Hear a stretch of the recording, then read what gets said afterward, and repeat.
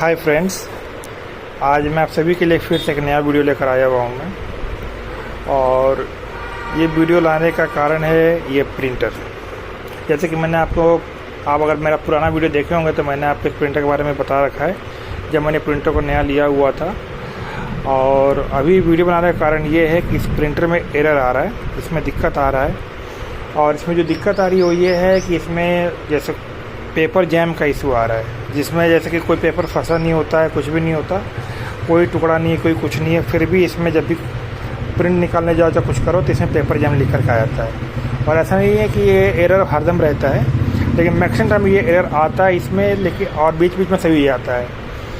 और इसको सही करने के लिए जैसे कि अभी ये जो प्रिंटर है मेरा, मैंने लास्ट ईयर सितंबर में लिया था मैंने, तो अभी ये वारंटी में है ये। तो इस दिक्कत के लिए जब मैंने HP को कॉल किया तो HP ने बोला कि पहले उन्होंने इस प्रिंटर का सीरियल नंबर पूछा मेरे से, पहले पूछा क्या दिक्कत आ रही है, उनको सब कुछ बताया मैंने कि क्या इशू आ रहा है। तो उन्होंने बोला कि ठीक है, आप प्रिंटर का सीरियल नंबर बताइए, उससे हम चेक करते हैं। तो सीरियल नंबर जब उनको बताया मैंने, सीरियल नंबर के हिसाब से फिर उन्होंने चेक करके बोला कि आपका जो वारंटी है ख़त्म हो गया है मई महीने में, मई 2025 में आपका वारंटी ख़त्म हो गया है। तो उनको मैंने बोला कि ऐसा कैसे हो सकता है, क्योंकि मैंने जब प्रिंटर लिया सितंबर में, तक कुछ नहीं तो कम से कम अगस्त तक इसकी वारंटी होनी चाहिए, 1 साल की वारंटी आती है इसके साथ में।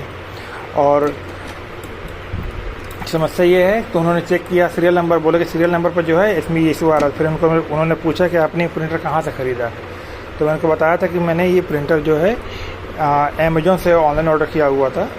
तो उन्होंने फिर बोला कि ठीक है, कोई बात नहीं है, आप मेरे को इसका जो इनवॉइस है और इसके साथ में वारंटी स्लिप जो आती है, उन दोनों को आप हमको मेल कर दी। उन्होंने अपना मेल ID दिया और उस पे मैंने इसका जो इनवॉइस है और इसका जो वारंटी स्लिप है उसको मैंने उनको मेल किया मैंने।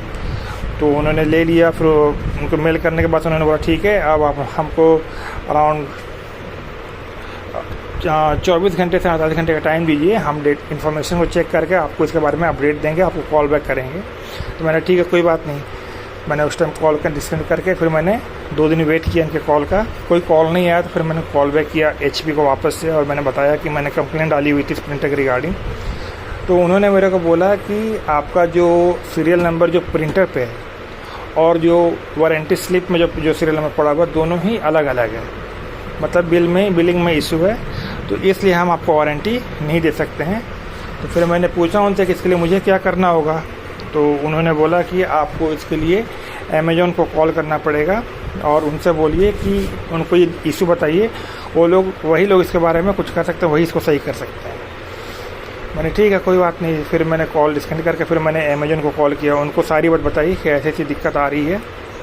तो उस टाइम उन्होंने मेरा कंप्लेंट रजिस्टर करके और बोला कि ठीक है, आप हमको 8 वर्किंग डेज़ का टाइम दीजिए, हम आपको इस प्रॉब्लम को सॉल्व करके देंगे। तो मैंने लगभग 8 दिन इसके लिए वेट किया कि ठीक है वो सही कर देंगे, लेकिन 8 दिन तक कोई रिस्पॉन्स, 8 वर्किंग डेज के बाद कोई रिस्पॉन्स नहीं आने के कारण, और ये दिक्कत मेरे को आ रही थी क्योंकि ये जो प्रिंटर है मेरी दुकान पे हुए, जैसे आप देख सकते हैं। मैं यहीं पे स्टेशनरी शॉप है, मैं प्रिंट आउट का और फॉर्म फिलिंग का काम करता हूँ यहीं पर। तो मेरे को इस प्रिंटर का बहुत काम पड़ता है, फ़ोटो भी बनानी होती है, क्योंकि कलर प्रिंटर से मैं फ़ोटो ही बनाता हूँ। तो इससे ऑलरेडी मेरे बिजनेस पे इफेक्ट पड़ रहा है। तो मैंने उनको बोला कि ऑलरेडी 8 वर्किंग डेज निकल गए और अभी तक कुछ रिस्पांस नहीं आया हुआ है। तो उन्होंने फिर बोला कि फिर वो मेरे से पूछने लगे, उल्टा क्वेश्चन कर रहे हैं कि आपने HP से बात किया था इसके रिगार्डिंग या नहीं। मैंने उनको बताया कि मैंने HP से बात किया था, सारी दिक्कतें बताई उनको, और उनको बताया कि, और फिर उन्होंने बोला कि आपको जैसे बिलिंग में इशू है, सीरियल नंबर करेक्ट नहीं है, बिल में दिक्कत है, तो वारंटी नहीं दे सकते हैं। तो फिर उन्होंने बोला, अमेज़ॉन से मैं जिस एजेंट से मेरी बात हो रही थी, उन्होंने बोला कि आपने जो HP को जो मेल किया हुआ है, वो मेल आप हमको उसका स्क्रीनशॉट हमको दे दीजिए, ताकि हम उसको यहाँ पे अपलोड करके और इसको बोल सकते हैं कि आपको डिनाइल, मतलब उन लोगों का एक टर्म है डिनाइल लेटर, मीन्स कि अगर आपके पास में जिस ब्रांड का कोई आइटम है और वो उस पर काम करके नहीं दे सकते हैं, तो उसको डिनाइल लेटर कहते हैं, उसे लेटर बना के देंगे कि हम ये सर्विस को प्रोवाइड नहीं कर सकते हैं। तो वो बोले कि हम उसी को मेल को as a denial letter count करेंगे, और इसका अगर एक्शन लेंगे हम लोग, ठीक है। तो जब उनको मैंने स्क्रीन भेज दिया तो उन्होंने फिर से सारा, जब उनको मैंने अमेजन को भी पहले ही मैंने इस प्रिंटर का सीरियल नंबर और इसका जो इनवॉइस है, इसका वारंटी स्लिप है, सब कुछ मैंने उनको दोबारा से दिया। अमेजन को मैंने डाउनलोड करके दिया मैंने। तो उन सारे पेपर्स को इकट्ठा करके उन्होंने फिर से दोबारा एक नया कंप्लेंट रजिस्टर किया हुआ है और उन्होंने फिर से मेरे को 8 वर्किंग डेज़ का टाइम दिया है।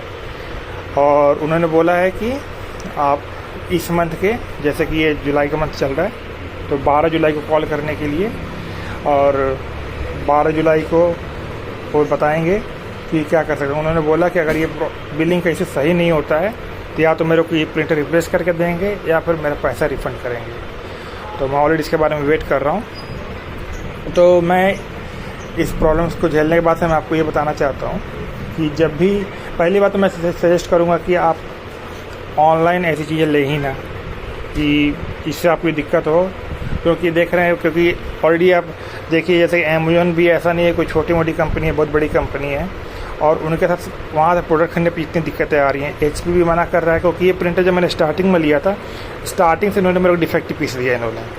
जिस दिन खरीद के लाया था उस दिन मेरे को ADF में इशू आ रही थी, ADF जैम आ रहा था, तो उनका टेक्नीशियन आकर पूरा ADF रिप्लेस करके गया।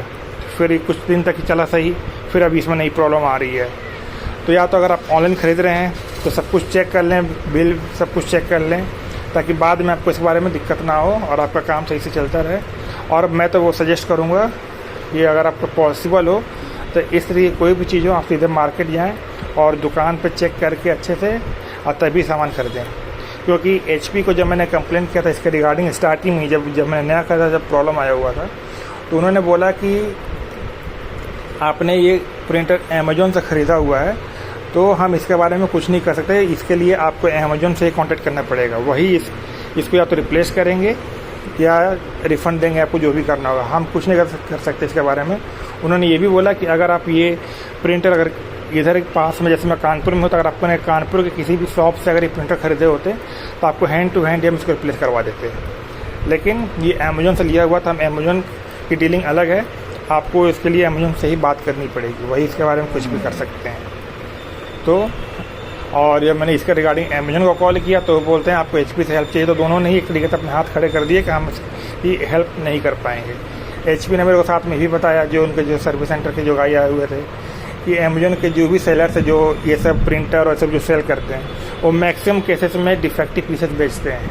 वो क्या करते हैं, उनको सस्ती पड़ती हैं, मार्केट से डिफेक्टिव पीस उठाते हैं, उसको थोड़ा रिपेयर करा करके, और जो नए बायर्स हैं जो ऑनलाइन मंगाते हैं, जो दुकान जाकर नहीं खरीद पा रहे हैं, उनको ये चीज़ें भेज देते हैं।